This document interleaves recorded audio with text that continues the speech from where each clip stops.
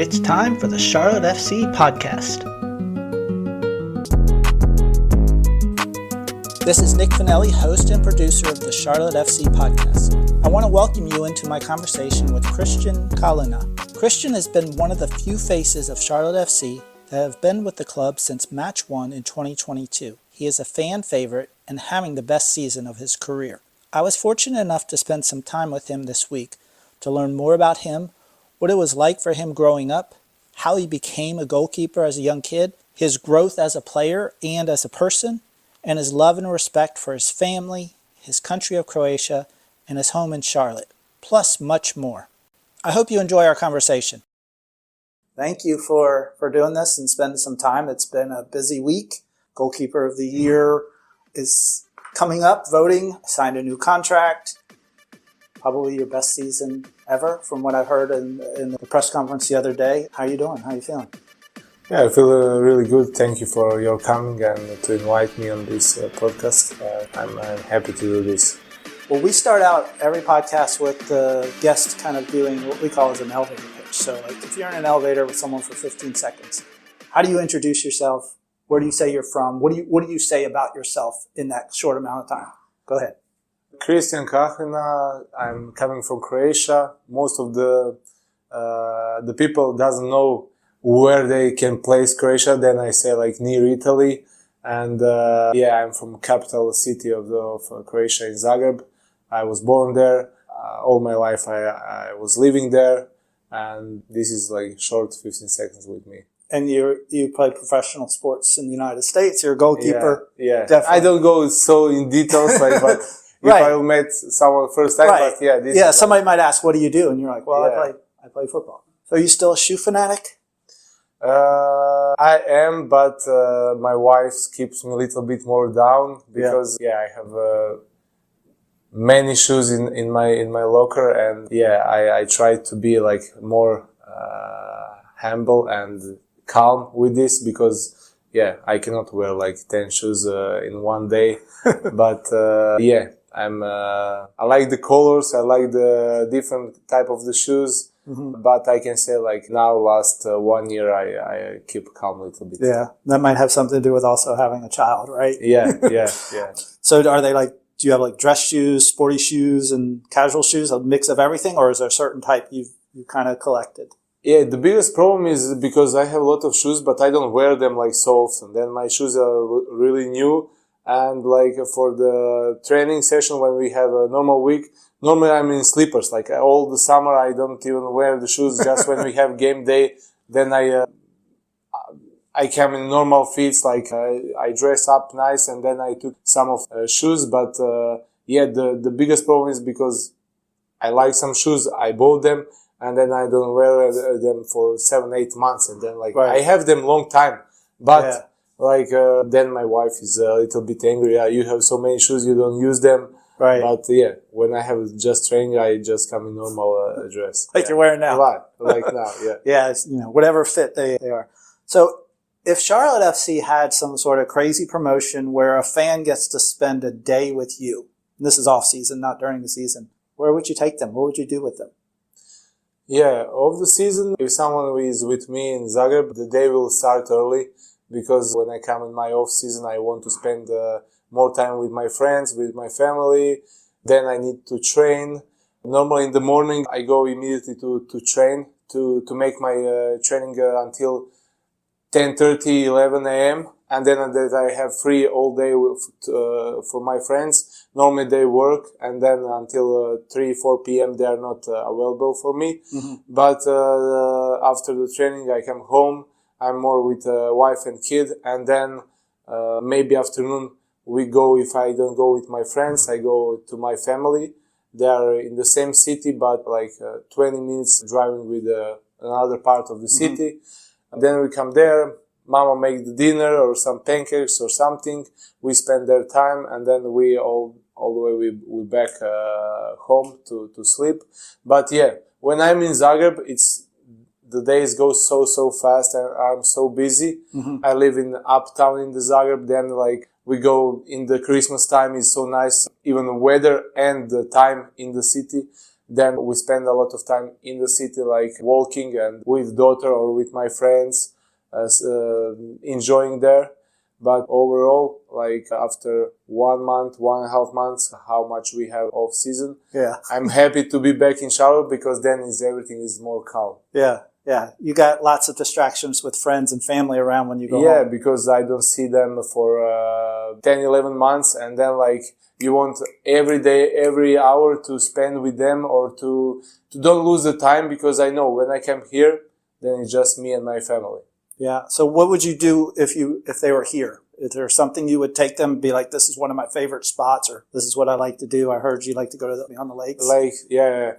Every time when my friends or family come here, and if this will be some supporter, I will make like, or to bring them on the lake if it's nice weather, or to bring them on some games, because for us European guys who come in America, normally there's something special to go to baseball or to go to NBA game. Mm-hmm. Like my brother now is here. We were at Hornets game before 2 days.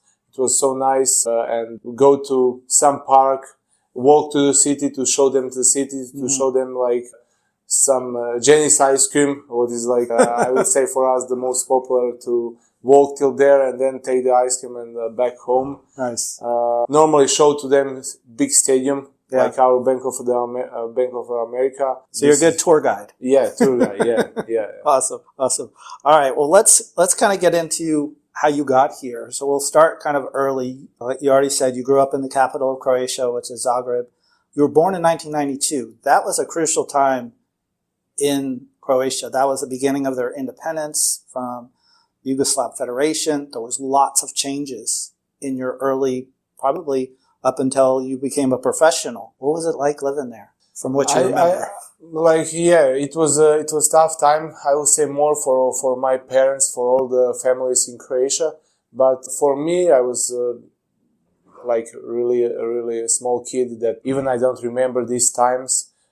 It was a time when we need to go to somewhere to hide or something like this, but really I don't remember these times, and then I don't have these like bad memories in my head.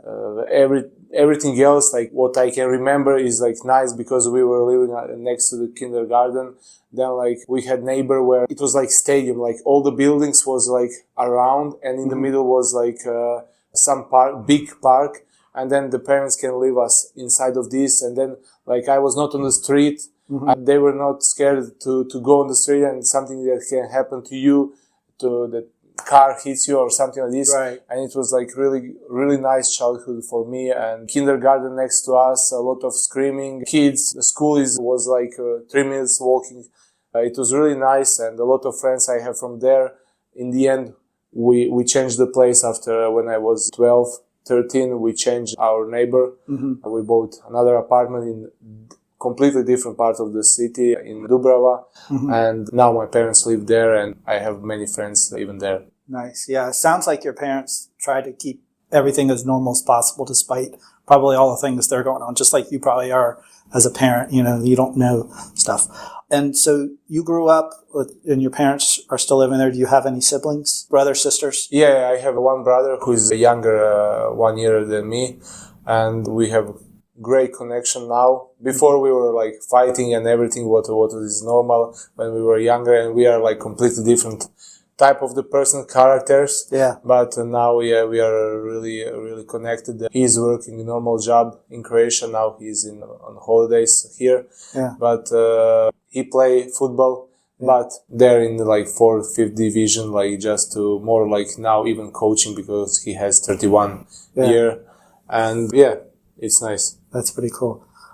If you think about your life growing up, are there certain values that, looking back at it as an adult now, that maybe your parents gave to you or instilled or taught you? The bigger values is that I had really good, raising up with them, because they never fight against each other. I never heard like that they scream on each other. Normally they had days when they don't agree about something or something like this. But this was for me the biggest advice for the future, and like how I can be like parent, because it didn't go on me or my brother. we saw sometimes that they are not like so close or something like for day or two, but they never fight, they never scream on each other, they never make like some conflict. And this is for you, like when I'm now parents, I want to put this in front of my child, because then your child will be more calmer and he don't need to pick the sides or something like this. Right. And this is the first thing what I can say. And second thing is like what they said to me, because I don't remember, I'm just child, I can eat what they prepare for me. But yeah, they were fighting because they didn't have enough money, and then it was like they were in trouble, but it didn't affect to us because we were living normal life. Right. But in the end, every time they were like, okay, we cannot go over something. When we go to the store, don't ask me to buy this, just go with me, be calm. And my parents said to me, like even mother more, like both of you were really good when we go to the store. You never make the problems. And this was like really helped to me, because then, you know, you don't have problems to explain your kids why you cannot buy something. And yeah, everything was in the house, to clear in the house. And from this perspective, my brother and me were really good. Sounds like they were very mindful and intentional, and that really helped, probably helping you grow up. As a young kid, you started playing, I guess, football, you know, just like you said, in your neighborhood. When did football become, and were you a goalie always? Or yeah. Okay, always goalie. Yeah, always. You're like, I always want to use my hands? It was, yeah, I don't know, from one day my dad was like he didn't go on his job because he was something sick or some, I don't know what happened. And I was home back from the school, and then we had all the time some balls in the home. And maybe in this time was more like handball because handball is really popular in Croatia. Maybe handball was the Europe of handball or something. And then I was staying next to the door, and my father was like throwing the balls, and I was like saving the goals. Yeah. And then he asked me like, do you want to be goalkeeper? And from one part, I like all the time like to dive. I didn't have scared to dive. And he asked, okay, we can try to go down. And he immediately go to library to buy the book of goalkeeping. And first I was with him for I don't know, 1 month to train with him. And then we start to put this in the school. And from the school we went to professional club, academy. And everything started like this. First I was in Davor Šuker Academy. He had the academy before. I was there for 1.5 years. Then I went in Dubrava, but I was not living there. I was living in a completely different part of the city. Is that allowed? I was like, Was that allowed? Or is that kind of like... No, it was okay. No, it was okay. Just like for me, I was like 10 years old, and I traveled like for 1 hour and 15 minutes till there, made the training, and then back home, school and everything. And then I was there for 1 year. And then when I left Dubrava and go to Dynamo Zagreb, in this time we went to Dubrava. Yeah. Like, because my apartment is like 1 minute walking to Dubrava Stadium. Yeah, yeah. But in this time when I was in Dubrava, I was living in the other end. Yeah, completely different. Gotcha. But you did end up at, like I talked about, Dynamo, and they're like I think they won like 25 titles. They're like the big team there, right? Yeah, the biggest. And I think you were in I guess not the academy, but like the youth part of it when Luka Modric was on the first team and bringing in like championships there. Did they have any like interaction with the first team? Did you ever? Because I know he came here a couple of months ago. Yeah, a couple months ago he was here, and then for first time I was speaking with him, and we met each other. But in this time when I was there, I was a guy who was next to the field and throwing the balls, because for me this was like big thing, and maybe I was there for 2-3 years. Yeah. And I was in his last game for Dynamo when he was leaving Dynamo to Tottenham. Yeah. And it was really nice atmosphere, and Dynamo had all these years when I was in Dynamo, the national team plays on this stadium. Yeah. And then I was giving the ball for them. Like I saw like many big players like next to me there. So you were around this. Did it just feed that you wanted to do this for the rest of your life? Yeah, it feeds me all the time, and for me, I will say like my mentality is all the time like I was knowing what is my target, because it was not like normal. I was not normal academy player, because from first day when I came in Zagreb, Dynamo Zagreb, till 16 years, like maybe like 7 years, I was second goalkeeper. Like I was not playing games, but my father had like a really good advice in this time, like just be here. This is the best guys to who you can train, the best coaches who can train you. It's not important now to play, like now it's important to get like good technique, good blah blah. And then when I was 16, I started to play first my games, because they split a little bit our 92 and 93, 92 and 91. And then I started to play in, like they had the first team and second team. For second team, I started to play growing up. And then like I can say like in the most important years, I started to play, and I play till now. This is really important. Yeah. Like, but what I want to say maybe from who will watch this, like, sometimes you need some advice from parents or something, like, or you need to break the tough times, to don't play, but just to train, and then you'll be like stronger and you'll make some, because for me in this moment, I can leave Dynamo and go somewhere to play. But if this will help to me to grow up enough to be a good goalkeeper, I don't know. In this time, like, I think I make a good decision. Well, it makes me think about something, because after your first year here, and we'll talk about that later, you were injured. And so you had to watch maybe the first 10 or 11 games. But then after that, it seems like from that point on, you really excelled. So do you think that was another good time that maybe you just got to watch and be like, okay, this is what I need to do differently? Do you think that helps you? I think if I will look for this, in this time was really difficult because I was injured, but from one point you put like in front of you, okay, I'm injured. Now it's time to get good recovery. It's time to eat healthy, really healthy.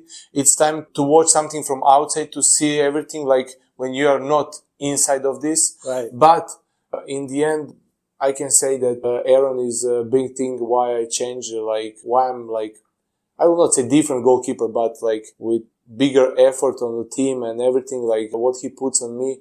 Even I will say like Aron, goalkeeper coach. Yeah. It was really tough last year with both of us. A lot of, I will not say fighting, but like conversation and everything. But yeah, this year is much better. But I think we need this time to get together and to see each other, like how we can help him to me and me to him. Mm-hmm. And yeah, I think if I will say something, what is the biggest difference? Aron is the biggest difference, because every day he's on me. I had really good, what I think I had really good mentality, but even he has crazy mentality for to be coach and to be on you. Yeah. And even before I was looking like every session is important, but now even I look even in different side, like it's important and you need to grow up. Right. Yeah. That's cool. So, and it takes time for people to get to know each other and know how to push your buttons and make you do the best things you can do, and you to be able to know how to respond back to him also. Yeah, this is like conversation between us. In the start, you cannot have the trust, or because maybe I said like, oh, trust me, I will be good, I'm this, blah, blah. But, like he faced me first time, like we saw each other in the start of the preparation and I need to go to the surgery. Mm-hmm. What can I say to him? Like, oh, you will see me, I will be good. Like, right. I don't speak like bullshit. Right. I want to show myself on the field. But when I came, like I had pain in the back still, like not with this injury, but like, I didn't go down and squeeze my back like enough.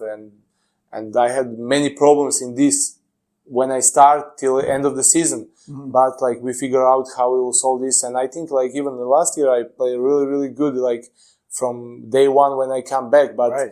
The whole team was like up and down, and then normally that I will be there like more often. Yeah, and I mean, as a goalkeeper, you're only dependent on what's presented to you. You can't dictate too much. Yeah. This is the biggest issue for the goalkeeper, because something. Yeah. I wait how the striker will shoot the ball, how my defender where he will stay, he will block or he will not block, or he will the ball will go through his leg. It's about my reaction. Striker, he dictate whatever he wants. If he shoot good in the corner, it will be goal. Like no one goalkeeper can save it. Right. And this is like for us. For me, it's really important how the guys in front of me play, and they can help me a lot. And of course, your conversation in the game, like, I need you in this position because I need to be here. Yeah. Or like on a set piece or a corner, you need to either come out or use your feet or whatever to do something. That has to be communicated. Yeah. You started off, I think this is right, with one of, well, you've had a couple of clubs you've been to, but one of the first ones was Vinogradar, which means winemaker, not far from where you are. So bring some wine into the business again. But 58 appearances there over 2 years. That was kind of your first professional thing. What was that like, being like, now I'm getting paid to do this? It was great because this was like a big step for me in this time. I had 18 years old, and I get the chance to play in second division of Croatia, what was great for me. Mm-hmm. And I played there whole time. It was a really nice experience. We had some big games in the cup, and it was great. But the owner made decision that he wants to go even lower, and like we finished on the table, like I think we were fourth or something like this. But after the third season for me there, he decided to go down, and then I changed the club and my career. And then when you went to Lučko, did you start there too? Yeah, I started there, but then I lost my position after 3-4 months, and then I was there 9 months on the bench. Mm-hmm. And it was like a crazy story. But in this time when I was 9 months on the bench, I grew up the most. Yeah. Because well, you go from starting, you're out there, and then you get benched. So yeah, but in this time, every time you have some scare to make some mistakes, and then you make mistakes, and then like something happened like this, like I didn't came in good in the start of the season, and it come, and I was really young, and it was normal. Even like I want to put myself on the bench, like it was time to go on the bench, and then change me, and then another goalkeeper played really well. These 8-9 months between this, like, was summer where they say to me even like, probably you don't want to stay. I say, yeah, I don't want to stay. I leave the club. I went to Dubrava to train with them in third division. Mm-hmm. And then in the start of the season, like I was not still making a registration in Dubrava. Mm-hmm. And the second goalkeeper in Lučko get injured. And then goalkeeper coach called me like, oh, do you want to come again here, like to be second goalkeeper? You never know what can happen. And I said like, okay, it's better to be second in the second division than play in third division because it's difficult to come again there. Right. And it happened this after 3 months I was on the bench again. Mm-hmm. He played a little bit bad. They put me on the goal. 5 months I was the best goalkeeper in second division, and I go to Slovenia first division. So you think that time period, like you said, when you were benched at Lučko, was like the turning point for you making kind of a difference into how you were going to play? Yeah. To put the freedom, the time free to play and to don't be scared of some mistakes. And but this is like, for me, like every time you can learn some. Sometimes when you are on the bench, you can train more than when you are playing the games. Yeah. And then like every time you have chance to improve yourself. It doesn't matter you play or you don't play. I know that everybody of us wants to play. This is the most important things. But sometimes for the young players, what I said, even for our young players, okay, you are not playing, but you can improve yourself. Like take a more training session for yourself. Take something what you want, like how you want to play. Now you have time. If you are playing the games, you need to be aware that you are fresh for the games. Mm-hmm. If you don't play, you don't need to be aware. Like if coach will put you 15 minutes or 10 minutes, probably you can make it. Like, okay, you will be tired, then you will be clever next time. Okay, coach will put me again. Then I will be like, but if you are not playing, it's time for you not to go home and to be sad or angry or to wait to change the club. Maybe you have like 3 months to raise up your level in some terms of football. So now you're starting to play very well, some of the best of your career at that time. You end up going to Gorica, end up 148 appearances there. You're a captain. Did you enjoy being captain?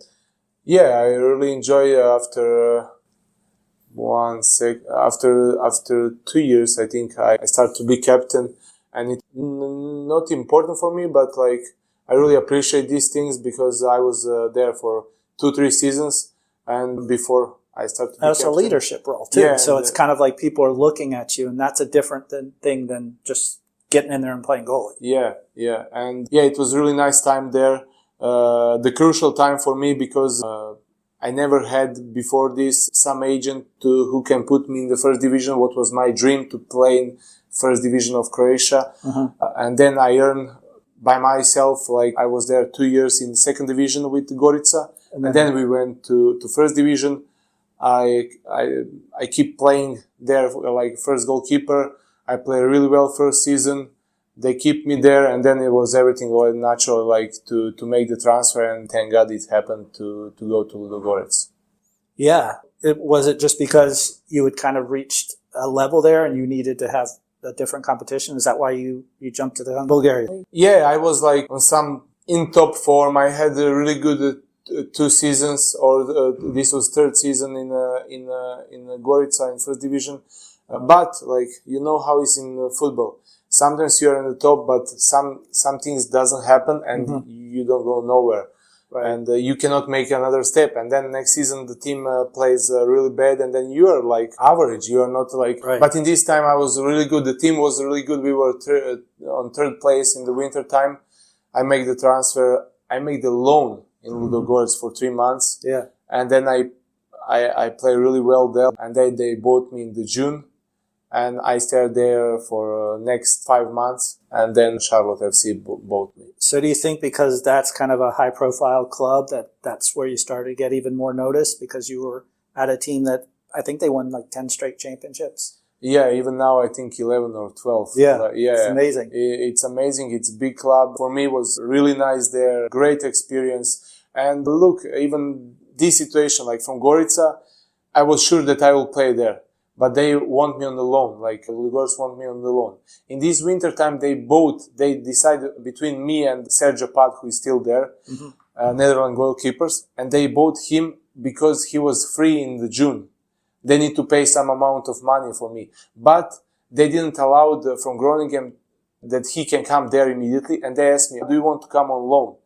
And I was like, okay, it's great club. It's big club in Bulgaria. It's famous club even in Europe because they play Champions League sometimes. Right. And I said, okay, this is good step for me. I'm not sure that I will play there, but I will go. I will fight there. In the end, I played 10, 11 games there. I played really well. And then the president said, we'll buy even this goalkeeper. And then they bought 2 goalkeepers in the summer. What the plan was just that Sergio is there. They bought even me.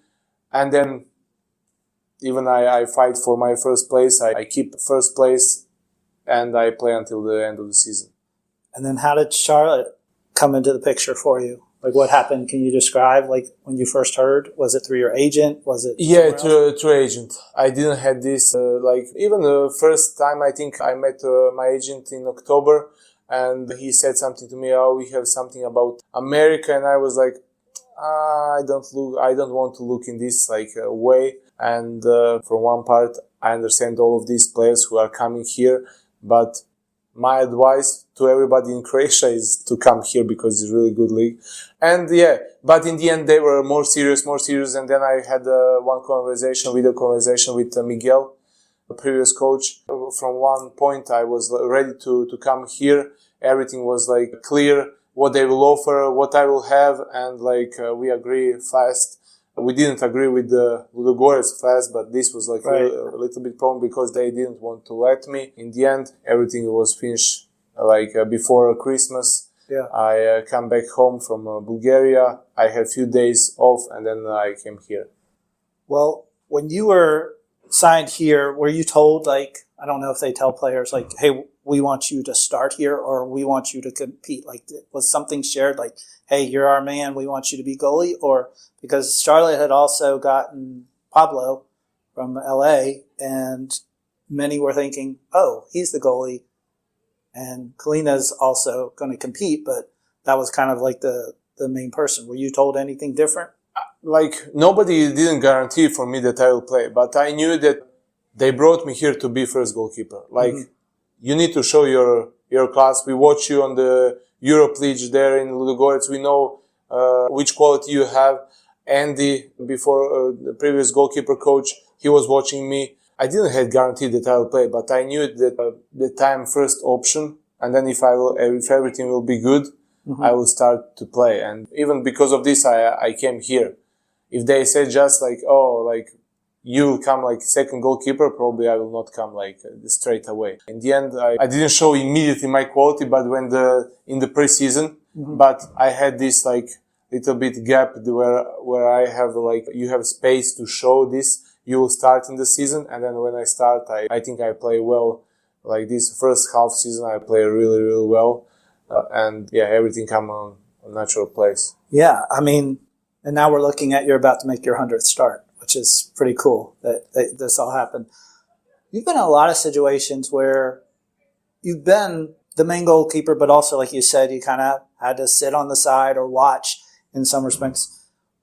When people look at you and doubt you, what goes on inside of your head that be like, no, I'm going to show them, I'm going to do this? Like, what are you doing to get yourself to that next level, to that starting place when people are not sure? Every day show up and show my best. Every day. Like when I need to come here on facilities, it came days when you don't have energy and you just came here to come on the training and to be good in the training.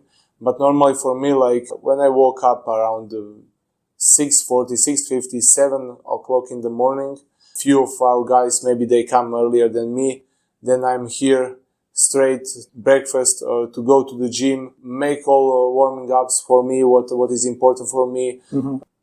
Come on the training, make the best. After the training, make the gym, like don't skip nothing, because for me it's just hard work. I'm not like talented that I will come after 1 month, don't do nothing and be like a good goalkeeper. No, like I need to train to be good, and I need to even more train to be perfect.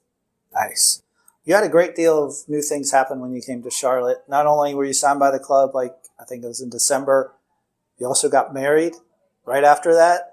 Yeah. You came over here, and then I think within a year, first of all, you played with the club, you had a child, and then you had your back injury. That's a lot of new things, new language, new country, new spouse, new family, like all these new things. Like, how did you deal with all that? That seems so hard. But yeah, I can say like normally I didn't have the experience of the child, and when my daughter came like in the June, in this moment I was not thinking that this was a big problem to be a little bit more awake or to wake up during the night. But in the end, if I can now look these moments and these all 3-4 months, it disturbed my performance. Because I think first half of the season when my wife was pregnant, everything was like fine. I was really good. But then like next 3 months was like up and down. This was like on me because I didn't have this experience, and I want to take everything on me. Like I want to be with my kid, with my daughter. Right. And you had a coaching change in the middle of that season too. Yeah, everything like, and the coach changed. Then like even in the end of the year, Andy, who was my goalkeeper coach, he went to assistant coach. Right. Brian Edwards come like my goalkeeper coach. It was many things, not just my daughter or it was many things. And in the end of the season, like sugar on everything. It was like back injury. What happened, I think, on one training when we hit each other, me and one player. Unfortunately, I didn't have pain immediately, but after 2-3 weeks, I started to feel some pains. And it will just go worse and worse, and then in the end, the only solution was surgery.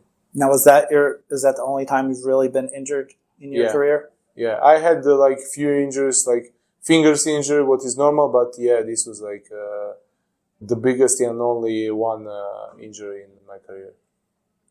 So you kind of talked about a lot of just working hard and doing what you need to do and learning from people. You had all these new experiences, but now it's kind of seemed to kind of come out. Do you approach when you have new situations, like when Aron came in as the coach, were you thinking in your head, I need to do things a little bit different, or I need to get all I can from this guy because he's here to help me and he might have different things that could make me a better goalkeeper and help the team? How do you approach stuff like that? For me, like I'm a good listening guy. Like I can listen to everybody and then take for myself what I think I need to take. It's different type of when you speak with someone like random guy, and different when you speak with your coach, because coach is here from one part, coach needs to be happy with you. You can be happy with yourself, but if coach is not happy with you, you will have problem. You don't want to go like everything on coach, like, okay, he needs to be happy and I need to be like just normal unhappy. No, both of us need to be happy. And this was like me and Aron was like, okay, I want that he's happy with me, but in this time I cannot give everything what he wants from me. And then was like, we need time to change some things, how I did, and now how I grow up in some terms. But yeah, this is like, communication is like, it needs to be in both ways. And this was the best from me and Aron, because even sometimes he scream on me, not often, but sometimes I need to answer, not to answer, but answer to say how I feel or what I think about this situation. Sometimes the coach will not react good on these things, but like, then you can solve something. But if I'm just quiet and listen to him and I cannot change something for what is like, where is the problem? Then we have the problem. And this whole communication is now this season. Even last season was good, but was turbulence. But this season is really great from the start of the preparations and Well, you talked about the back line not playing as high, not leaving you open as much. So that also helps with that performance. But I mean, your skills wise, I've seen, different things in your positioning seems to be more exact. Your decision making, to come out, whether playing with your feet or coming out to grab a ball with your hands. It seems like that is more in tune. Is that something you have worked on or you have noticed, or is there something else that maybe we don't notice that you've gotten better at? No, for sure. I'm better in these things, because I will say from one part last season, it helps me a lot with this, because we had like a really high line, and then like I was pressed, like they make pressure on me that I need to make this. And this was like my really bad thing where I didn't have confidence on this. And then I changed this for like 80%. I can say like I was ready 35% for these things. Now I'm ready 85-90%. I'm not the best one for sure, but I'm like really high percentages of now sweeping, to be sweeper keeper and to read the game. I can read good game, but my position was really bad in previous years, and nobody can teach me this. And then like Aron helped me a lot with this. And just because of positioning, I have a better position to start and to read the game. And this season, we changed this a lot. And I think I help. Even we are like so low sometimes, like in defense, but I have really good numbers in this, like to be a sweeper keeper, even like this. Yeah. During a match, do you do like self-talk? Like when the play is in front of you and things like that, are you thinking like in your head, oh, I need to be over here? Or is it just all reaction, just all playing? From game by game, like against Inter Miami, from example, like it was so hot and so warm and humidity that I don't have power to scream, because if I scream a lot or speak to them a lot and it's like crowded, many people, I will lose my energy and lose my concentration. Then I'm more focused on myself, like okay, they know what they need to do, because during the week it's time to speak with them. Game is just like it's like second reaction. They need to know I can speak with them when the ball is left, like, oh, he's right. But when he's to shoot the ball, I cannot scream to him, cover legs. He needs to know this. And this is like everything, all effort from the trainings. And then come games like Miami, where I will not speak a lot. I will not scream a lot. But then game like Chicago or New England Revolution, maybe I will not have a lot of things to do, but then it's my time to speak with them, to keep myself in the game and to keep them on the game. Because if everybody are quiet, even we have the biggest crowd in MLS probably, but they can hear me. And I have the voice. They know every day, every week that I have like a strong voice, and they can recognize and they can hear me from behind. And it depends from the game, from the weather, from the importance of the games, how I will react on and push them, or it will be more calm because of me to have more power and concentration for myself. Now, do you do any trash talking or smack talking to the other players when you save something? No, I don't do this because even I don't have like a lot of these situations. It's more about respect. When I make good saves, strikers come to me, shake my hands, or when they score, they go and they celebrate. Like, I don't need to make something with them, but it's more about respect, and I think everybody will respect this more than like be like bad trash talker. Well, some people do that because it motivates them. Yeah, but you're already motivated when you make a save or do something. Yeah, it's more like I look when I make big saves to celebrate this little bit. A lot of goalkeepers keep them calm and everything. Sometimes, even this season, I make more calm my celebration. But sometimes you need to show the emotions because these emotions will affect your team and your teammates and gives them energy. If I'm like just with head down, okay, I save big things and I'm with head down, like come Plus on. It gets the supporters in. They're right behind you. You can hear them more than anything. Even for them, even like in away games, if you make celebration, like you kill these fans, like because they see like, oh, we will have today problems to score the goal. This goalkeeper is ready, like he's full of confidence or something. And this is like it's part of the game. Yeah, to play definitely. On this card. Yeah, mind games definitely. You're one of the last players off the pitch at the end of a match, home and away. Seen it on all these things. You sign shirts, take pictures. You give away your goalie gloves. Why do you do that, and what does it mean to you? When I was child and I was like guy who was giving the balls, I was asking for anything from the big players. And when somebody gives to me something, it's like it means everything for me in this time. Like I get many shirts from Croatian jerseys, from warming up, gloves from goalkeepers. And then in this time I was using these gloves because for me, like I didn't have money to keep them on the side and I was using them. And for me it means a lot. And then every time when I have great connection with my guys here who make with these all equipments. And every time when I can and when I feel that I can give something from the shirt or something, or even from warming up, not so often, but my gloves, I give to the fans because I know how I felt in this time when I was kid, and to make someone happy, it's the biggest thing for me. That's cool. Do you have like a moment in your career that like you can just play in your mind so vividly, a save or something that happened in your playing career that just like it's just so real and so, I guess probably like one of the most exciting moments that you can remember?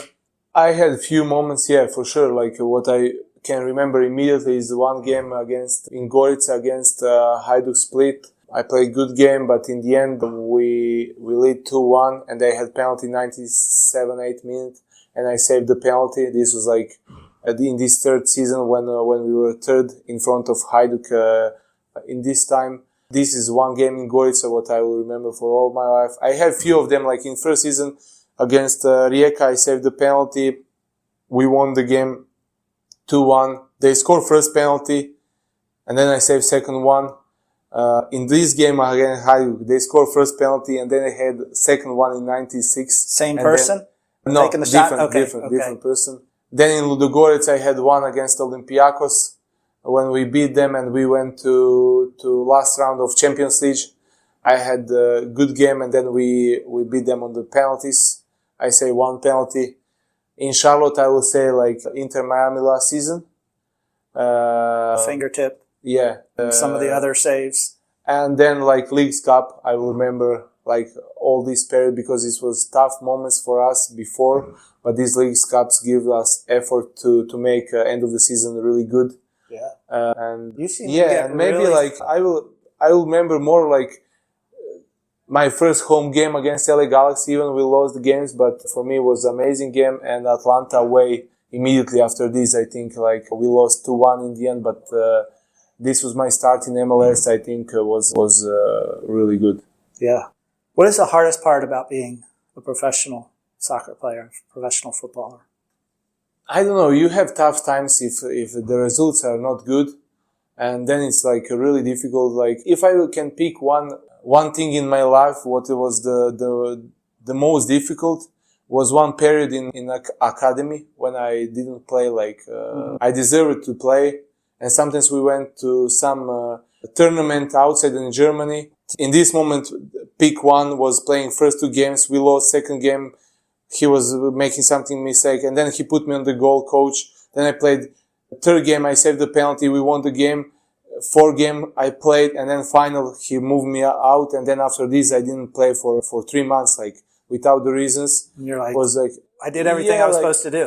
Yeah, but it was like really, really, really tough. And the second was in Lučko when I was 9 months on the bench. Mm-hmm. After 3 months, I left the club and then I come back.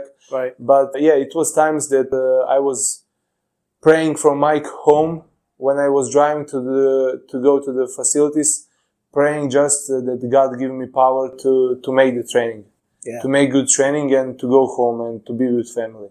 But in this time I knew it like, okay, it will go on. Like after maybe 1 week, 2 months, 3 months, it will go on. But I just need to keep training because I love football. But everybody of us has some really difficult times. And for me, this was like, this time was like the worst. What do you enjoy most about it? Obviously, the stopping those penalty kicks, because we see how fired up you are, and those are the ones you remember. But like, what do you enjoy most about just like the lifestyle and stuff of? No, like I have the best job in the world for myself. Like I enjoy every day. Like I don't complain any day to wake up in. Like my brothers needs to wake up every day like 6:50, 6:40. I don't know. Mm-hmm. And it's tough for him. Like he said, like, oh, I'm working now for 10 years and again, it's difficult. For me, like when I need to wake up 6:40, 6:57 in the morning, never doubts. Like I wake up with the energy to go on the training, to make the session because I really love this and I love to do everything of this. Not just session, like make the gym, warming up. Everything for me is like, I make this because it fills me. And then when I make the training, we have lunch, go home, enjoy, like, and when we have good results, when I play good, like, I really enjoy. Like this year, it passed to me like so fast and with really all the time a smile on my face, and it was an incredible year. That's cool. You talked earlier when we talked about the fan experience, of course, playing with your daughter, going to the parks, loving Charlotte. Is there anything outside of your soccer routine that's super important to you? That even if you didn't play soccer, you would still be doing that? I don't know, like, what I will do if I'm not soccer player or football player. I really don't know, like, the most important, what everybody will say, like, yeah, keep the family together and be with my daughter. Sometimes I don't have this energy. I need to go to take the nap or something, but to spend time with her, to make her life, like, with the love, to enjoy with us, to see everything. And yeah, she's 2 years old and she's still not in kindergarten or preschool just because of this, because I think that my kid needs to be with me more. Now we want that she go, like, when we come back, to put her in preschool, but like, she need to be with us and to enjoy with us. We don't need to move her like immediately. I know that some parents cannot afford this, that my wife doesn't work, she's home all the time and then she can be with the kid. Mm-hmm. But I think this is like the biggest thing what I will keep, like, to keep my family together. All right, so we got last minute here. We're going to do a little stoppage time, quick answer questions. It's stoppage time. Do you have a walk-up music that plays in when you enter the room? What would be the song? Yeah, Colonia. It's the World Loves Winners. Okay. And this is every time before I go on the field. I put this in the locker, and then everybody need to listen to this music. They are complaining, but yeah, this is my song. Do you have a stadium that you would love to play in that you haven't played in yet? Bernabeu, Camp Nou, Barcelona, Real Madrid. I know you do sign of a cross twice in front of the goal before the matches. Do you have any other like rituals or habits you do? Many. Very like ritualistic. Too much. We could write a book about it, almost. Like many things. Sometimes all of these things are not important, but I have like a lot of things. Yeah. Okay. What is your favorite thing to do to get away from everything? All the stuff that's going on. To go with family somewhere, like, or to mountains or to the lake when it's day, then I'm like move my football outside and just be with them. And like when it's tough times, this is the way how I go. Like go with them somewhere in the walk, in the park, or somewhere else to don't think about right. what bothers me. All right. Do you have a snack that you have when you watch a match or when you're just like hanging out? Is there a certain thing you like to eat? I have this like popcorns. Popcorns are like my things. Okay. And do you find starting a project or finishing one more gratifying? Start of things. More. It kind of gets you excited, starting things. Yeah. And then what recharges you at the end of the day? Like you said, you wake up motivated, ready, but sometimes you get drained. What actually gets you charged back up? Just to think like what I will do tomorrow, and it gives me more energy, like even to go to sleep, and I'm immediately happy because why I will wake up in the morning. Awesome. Thanks, man. Appreciate it. Appreciate your time. Thank you. I really hope you enjoyed this interview with Kristijan. 3 things stood out for me after our time together: hard work, a good listener and learner, and confidence. Putting all of these together has made him exceptional, and things are only going to get better for him. As you heard in his closing words, he just loves this game so much, and it energizes him each day to play in Charlotte and be where he is right now in his career. It just fills him completely. Again, thanks for listening to another episode of the Charlotte FC podcast, where we bring you the fascinating people who work for and around Charlotte FC and the world of football. The Charlotte FC podcast is edited and produced by me, Nick Finelli, and Eli Finelli. Please help us out and share this episode with others. 5 stars, and follow CLTFC Podcast on Instagram, X, and YouTube. Until next time, enjoy the day.